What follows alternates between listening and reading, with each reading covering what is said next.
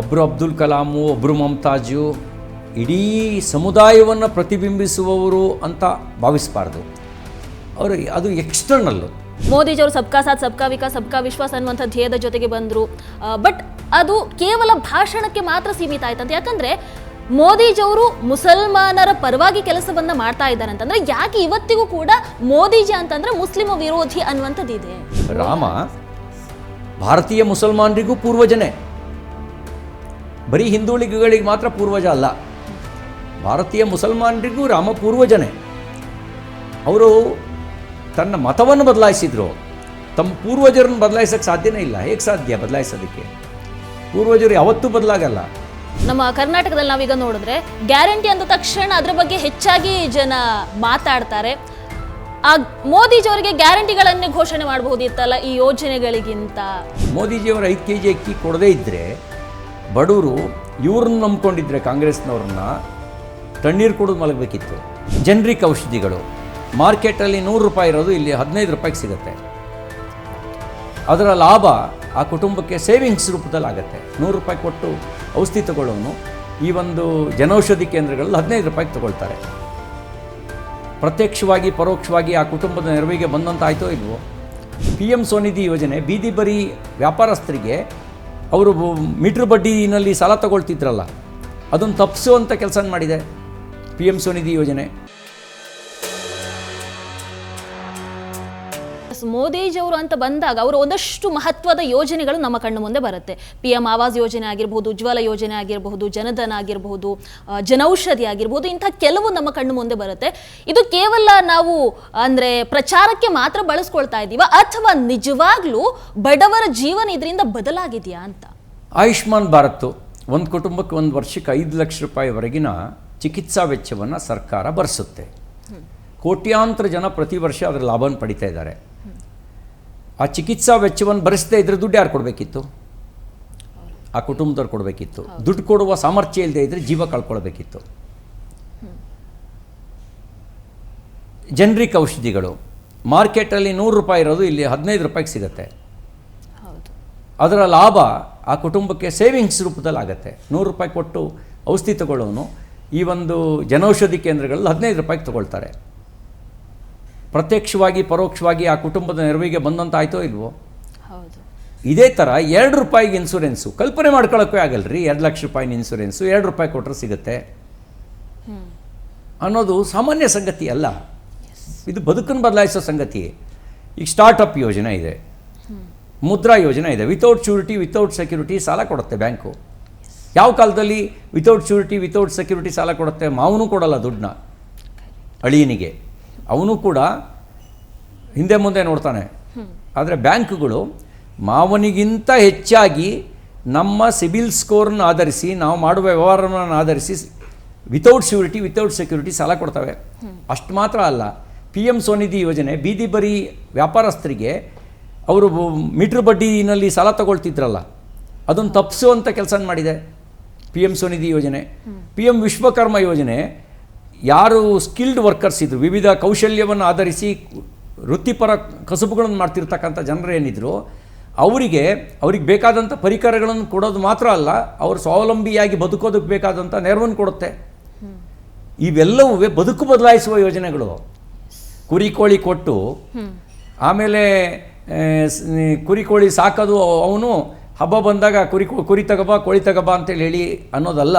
ಆ ರೀತಿ ಯೋಜನೆ ಮಾಡಿಲ್ಲ. ಬದುಕು ಬದಲಾಯಿಸುವಂಥ ಯೋಜನೆಯನ್ನು ಪ್ರಧಾನಮಂತ್ರಿ ನರೇಂದ್ರ ಮೋದಿಯವರು ಮಾಡಿದ್ದಾರೆ. ಮೂಲಸೌಕರ್ಯದ ಅಭಿವೃದ್ಧಿ ಕಣ್ಮುಂದೆನೇ ಕಾಣ್ತಾ ಇದೆಯಲ್ಲ ಸರ್. ಅಲ್ಲಿ ಇವತ್ತು ಯೋಜನೆಗಳು ಹೌದು, ನಮ್ಮ ಕರ್ನಾಟಕದಲ್ಲಿ ನಾವೀಗ ನೋಡಿದ್ರೆ ಗ್ಯಾರಂಟಿ ಅಂದ ತಕ್ಷಣ ಅದರ ಬಗ್ಗೆ ಹೆಚ್ಚಾಗಿ ಜನ ಮಾತಾಡ್ತಾರೆ. ಆ ಮೋದಿಜಿಯವರಿಗೆ ಗ್ಯಾರಂಟಿಗಳನ್ನೇ ಘೋಷಣೆ ಮಾಡಬಹುದಿತ್ತಲ್ಲ ಈ ಯೋಜನೆಗಳಿಗಿಂತ ಅಂತ ಕೇಳಿದ್ರೆ ಅದಕ್ಕೆ ಗ್ಯಾರಂಟಿ ತಾತ್ಕಾಲಿಕ ಅನುಕೂಲವನ್ನು ಮಾಡಿಕೊಡುತ್ತೆ. ತಾತ್ಕಾಲಿಕ ಅನುಕೂಲನ ಗ್ಯಾರಂಟಿಯಿಂದ ಬದುಕು ಬದಲಾಯಿತು ಅನ್ನೋದು ಅದೊಂದು ಕಪೋಲ ಕಲ್ಪಿತ, ವಾಸ್ತವಿಕತೆಗೆ ಹತ್ತಿರವಿಲ್ಲದೆ ಇರೋದು. ಗ್ಯಾರಂಟಿಯೂ ಕೂಡ ಸಮರ್ಪಕವಾಗಿದೆಯಾ ಅನ್ನೋದು ಒಂದು ಪ್ರಶ್ನಾರ್ಥಕ ಚಿಹ್ನೆ. ಈಗ 10 kg ಅಕ್ಕಿ ಅಂತ ಹೇಳಿದರು. ಮೋದಿಜಿ ಕೊಡ್ತಿರೋ 5 kg ಅಕ್ಕಿ ಬಿಟ್ಟರೆ ಎಲ್ಲಿದೆ 10 kg ಅಕ್ಕಿ? ಮೋದಿಜಿಯವರು 5 kg ಅಕ್ಕಿ ಕೊಡದೇ ಇದ್ದರೆ ಬಡವರು ಇವ್ರನ್ನ ನಂಬ್ಕೊಂಡಿದ್ರೆ ಕಾಂಗ್ರೆಸ್ನವ್ರನ್ನ ತಣ್ಣೀರು ಕುಡಿದು ಮಲಗಬೇಕಿತ್ತು. ಅಂದರೆ ಮೋದಿಜಿಯವರು 81 ಕೋಟಿ ಬಡವರಿಗೆ ದೇಶದಲ್ಲಿ ಪ್ರತಿ ತಿಂಗಳು ಒಂದು ಶಬ್ದವೂ ಮಾತನಾಡದೆ, ಪ್ರಚಾರವನ್ನೇ ಮಾಡಿಕೊಳ್ಳದೆ 5 kg ಅಕ್ಕಿ ಕೊಡ್ತಾರೆ ಪ್ರತಿ ತಿಂಗಳು, ಪ್ರತಿ ಕುಟುಂಬಕ್ಕೂ. ಅಂದರೆ ಇದು ನೆರವು ಸದ್ದಿಲ್ಲದೆ ಮಾಡ್ತಾಯಿದ್ದಾರೆ. ಅವರೇನು ಹೇಳ್ಕೊಳ್ಳೋದಲ್ಲೇ ಈ ನೆರವು ಕೊಡೋ ಕೆಲಸ ಮಾಡ್ತಿದ್ದಾರೆ. ಗ್ಯಾರಂಟಿ 2 ತಿಂಗಳು ದುಡ್ಡೇ ಮಾಯ, ಎಲ್ಲೋಯ್ತು ದುಡ್ಡು ಅನ್ನೋ ಉತ್ತರನೇ ಇಲ್ಲ. 1 ತಿಂಗಳು ಹಾಕ್ತಾರೆ, ಇನ್ನೊಂದು ತಿಂಗಳು ಹಾಕಲ್ಲ. ಮತ್ತು ಅವರು ಗ್ಯಾರಂಟಿಯಾಗಿ ಹಾಕಬೇಕು ಅಂದರೆ ಎಲೆಕ್ಷನ್ ಬರಬೇಕು. ಇದ್ರ ಬದಲಿಗೆ ನೀವು ಅದನ್ನು ತಾತ್ಕಾಲಿಕವಾಗಿ ಕಡು ಬಡತನ ಇರೋವರಿಗೆ ಮಾಡಿ, ಆದರೆ ದುಡಿಯುವ ಅವಕಾಶಗಳನ್ನು ನಿರ್ಮಾಣ ಮಾಡಿ. ಶಿಕ್ಷಣ ಇವತ್ತು ಹೊರೆಯಾಗಿದೆ. ಸರ್ಕಾರಿ ಆಸ್ಪತ್ರೆಗಳಲ್ಲಿ ಚಿಕಿತ್ಸೆ, ಗುಣಮಟ್ಟದ ಚಿಕಿತ್ಸೆ ಸಿಗುತ್ತೆ ಅನ್ನುವಂಥ ನಂಬಿಕೆ ಉಳಿದಿಲ್ಲ. ಸರ್ಕಾರಿ ಶಾಲೆಗಳ ಮೇಲೆ ನಂಬಿಕೆ ಉಳ್ಕೊಂಡಿಲ್ಲ. ಶಾಲೆಗಳ ನಂಬಿಕೆಯನ್ನು ಪುನರ್ಸ್ಥಾಪಿಸಿ, ಸರ್ಕಾರಿ ಆಸ್ಪತ್ರೆಗಳ ಮೇಲೆ ವಿಶ್ವಾಸ ಇಡುವಂತೆ ಮಾಡಿ, ಅಲ್ಲಿ ಮೂಲಸೌಕರ್ಯವನ್ನು ಹೆಚ್ಚಳ ಮಾಡಿ. ನಿಮ್ಮ ಗ್ಯಾರಂಟಿ ಒಂದು ಕಡೆ ಕೊಡ್ತಾ ಇನ್ನೊಂದು ಕಡೆ ಎಲ್ಲ ಅಗತ್ಯ ವಸ್ತುಗಳ ಬೆಲೆ ಏರಿಕೆ ಮಾಡಿದ್ದೀರಿ. ಎಲ್ಲ ಅಗತ್ಯ ವಸ್ತುಗಳ ಬೆಲೆ ಏರಿಕೆ ಮಾಡಿ ಗ್ಯಾರಂಟಿ ಕೊಟ್ವಿ ಅಂತ ಹೇಳಿ ಅದನ್ನು ತೋರಿಸಿ ನೀವು ವೋಟರ್ ಬ್ಯಾಂಕನ್ನು ಕ್ರಿಯೇಟ್ ಮಾಡ್ಕೊಳ್ತಾ ಇದ್ದೀರಿ. ಬದುಕೆಲ್ಲಿ ಬದಲಾಯಿಸ್ತಾ ಇದ್ದೀರಿ? ಬದುಕು ಬದಲಾಯಿಸಿ.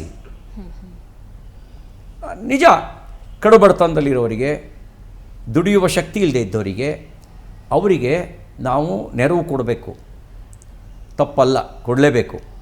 ಆದರೆ ಉಳಿದವರಿಗೆ ದುಡಿಯೋ ಅವಕಾಶ ನಿರ್ಮಾಣ ಮಾಡಿಕೊಡಿ.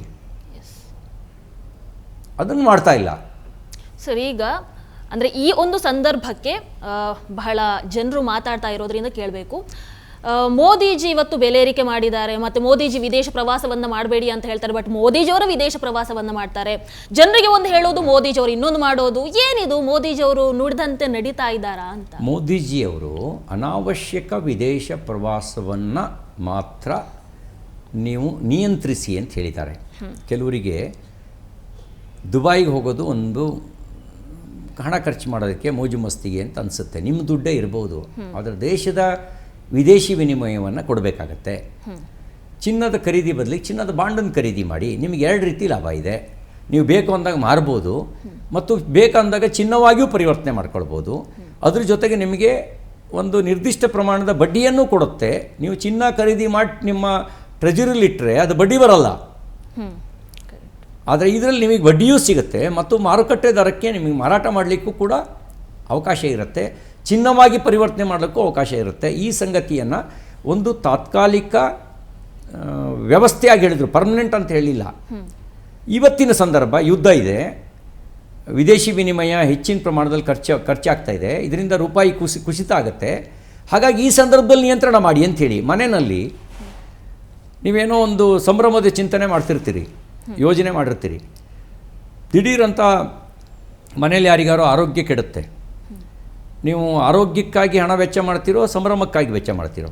ಆರೋಗ್ಯಕ್ಕೋಸ್ಕರ ಮಾಡ್ತೀವಿ. ಮೋದಿಯವರು ಹೇಳಿದ್ದು, ದೇಶದ ಆರೋಗ್ಯಕ್ಕಾಗಿ ನೀವು ತಾತ್ಕಾಲಿಕ ಸಂಭ್ರಮವನ್ನು ಮುಂದೂಡಿ, ತಾತ್ಕಾಲಿಕವಾಗಿ ವಿದೇಶಕ್ಕೆ ಹೋಗಿ ಕೊಳ್ಳೋದನ್ನು ಮುಂದೂಡಿ. ಈ ದೇಶದ ಆರ್ಥಿಕ ಆರೋಗ್ಯದ ಸಲುವಾಗಿ ಈ ಮಾತನ್ನು ಹೇಳಿದರು. ಇದರಲ್ಲಿ ತಪ್ಪೇನಿದೆ? ಯಾರಿಗೆ ದೇಶ ಅರ್ಥ ಆಗುತ್ತೋ ಅವರು ತಪ್ಪಾಗಿ ಗ್ರಹಿಸೋದಿಲ್ಲ.